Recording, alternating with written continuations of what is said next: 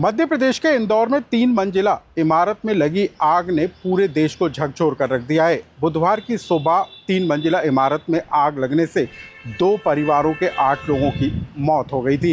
लेकिन जब बिल्डिंग में आग लगी और धुआं फैला तब बिल्डिंग के अंदर चल क्या रहा था। आधी रात को जब लोग गहरी नींद में सोए हुए थे तब अचानक धुएं का गुबार उठने पर कैसे संघर्ष की कहानी नजर आई, कैसे लोग एक दूसरे की ज़िंदगी बचाने के लिए दौड़ते भागते चीखते हुए नज़र आए और रेस्क्यू ऑपरेशन में क्या कुछ नज़र आया और बचे हुए परिवार के सदस्यों ने इस पूरे घटनाक्रम को लेकर क्या कुछ बताया, ये कहानी विस्तार से जानिए। नमस्कार, मैं हूं अनुराग श्रीवास्तव और आप देख रहे हैं लोकमत हिंदी। इंदौर के बंगाली चौराहे पर एक 3 मंजिला इमारत में बुधवार की सुबह आग लग गई। आग ईवी कार के ज़रिए चंद मिनटों के अंदर पूरी बिल्डिंग के अंदर फैल गई। जब ये आग लगी और धुआं फैला तब बिल्डिंग के अंदर 12 से ज़्यादा लोग मौजूद थे।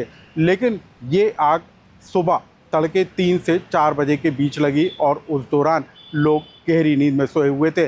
अचानक से आग लग जाने और धुआं फैल जाने के कारण कैसे बिल्डिंग के अंदर अफरा तफरी का माहौल मच गया और कैसे लोग ज़िंदगी बचाने के लिए संघर्ष करते हुए नज़र आए। जो कुछ आग लगने और धुआं उठने के दौरान घटा उसकी कहानी जानकर आप भी हैरान हो जाएंगे। जिस बिल्डिंग में आग लगी वो सौरभ पुगालिया की बिल्डिंग थी और सौरभ पुगालिया के बेटे ने इस हादसे के बाद जो कुछ मीडिया को बताया वो झकझोर देने वाला है। सौरभ पुगालिया के बेटे सौमिल पुगालिया ने बताया कि आग लगते ही पूरे घर में तेज़ी से धुआं भर गया था। चारों तरफ अंधेरा और घुटन थी, कुछ भी दिखाई नहीं दे रहा था। ऐसे हालात में बड़े भाई सौरभ ने हिम्मत दिखाते हुए आवाज़ देकर सभी को जगाया। किसी तरीके से हम सौरभ, माँ सुनीता, छोटा भाई हर्षित बालकनी तक पहुँचे। यहाँ से पड़ोसियों को मदद के लिए पुकारा। पड़ोसियों ने सरिया तोड़कर सीढ़ी लगाई जिसके सहारे जान बच सकी। सौरभ पुगालिया घर के अंदर दोबारा दाखिल होने की कोशिश करता हुआ नज़र आया लेकिन घने धुएं के कारण कुछ भी नज़र नहीं आया। यदि किसी व्यक्ति को पुकारा गया तो आवाज़ अंदर तक नहीं जा रही थी और अंदर से आवाज़ बाहर नहीं आ रही थी और इसी वजह से लोगों की जान चली गई। अब हम आपको बता दें कि इंदौर में जब बिल्डिंग में आग लगी और उसके बाद एसडीआरएफ की टीम की तरफ से रेस्क्यू ऑपरेशन चलाया गया तो रेस्क्यू ऑपरेशन के दौरान क्या कुछ नज़र आया। सिमरन पुगालिया जो कि इस घर की बड़ी बहू थी वो बैठी हुई अवस्था में मिली, यानी कि उसको इस बात की उम्मीद थी कि शायद उसको आखिरी पलों में कोई बचा लेगा और उसकी ज़िंदगी बच जाएगी, लेकिन उसकी उम्मीद टूट गई और वो आग का शिकार हो गई। इसके अलावा एसडीआरएफ की टीम ने रेस्क्यू ऑपरेशन चलाकर पहली मंजिल से दूसरी मंजिल पर जाने वाली सीढ़ियों पर से 3 शव बरामद किए।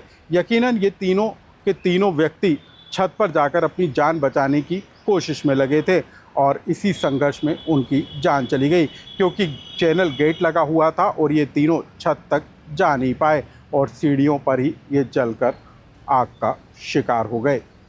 अब ये तीसरी खबर भी जान लीजिए। इसी बिल्डिंग में लगी आग में एक झकझोर देने वाली कहानी भी निकलकर सामने आई। 6 साल का तन्मय जैन जो कि बिहार के किशनगंज का रहने वाला था, वो अपने परिवार के साथ इस घर में आया था खुशियां मनाने के लिए, लेकिन वो भी आग का शिकार हो गया। एसडीआरएफ की टीम ने जब रेस्क्यू के ज़रिए तन्मय को तलाशने की कोशिश की तो शुरुआत में वो नहीं मिला, लेकिन उसके बाद तन्मय का जला हुआ शव एसडीआरएफ को बरामद हुआ और उसके बाद उसके शव को पोटली में बांधकर एसडीआरएफ की टीम जो है पोस्टमार्टम के लिए ले गई और उसके बाद उसका अंतिम संस्कार कर दिया गया। कुल मिलाकर इंदौर में रहने वाले सौरभ पुगालिया के घर में हुए इस दर्दनाक हादसे ने कई तरह के सवाल खड़े कर दिए। आधुनिकता के दौर में जिस तरीके से सेंट्रल लॉक घर के अंदर लगाए गए थे, प्लाईवुड और इंटीरियर डिज़ाइन का काम किया गया था, उसी की वजह से आग तेज़ी के साथ पूरे घर के अंदर फैल गई और लोग जो है अपनी जान नहीं बचा सके क्योंकि आग लगने के दौरान दरवाजे और खिड़कियां सेंट्रल लॉक से बंद हो गईं। ना तो लोग बाहर आ पाए और ना ही छत के सहारे ऊपर पहुंच पाए। कुल मिलाकर इस हादसे ने कई तरह के सवाल ज़रूर खड़े कर दिए हैं और इस पूरे मामले को लेकर देश भर के अंदर अलग अलग तरह की चर्चाओं का दौर भी तेज हो गया है। सवाल इस बात को लेकर भी उठता हुआ नज़र आ रहा है कि क्या ईवी गाड़ियों को चार्जिंग करना पूरी तरीके से सुरक्षित है, क्या एहतियात के कदम उठाए जाने चाहिए।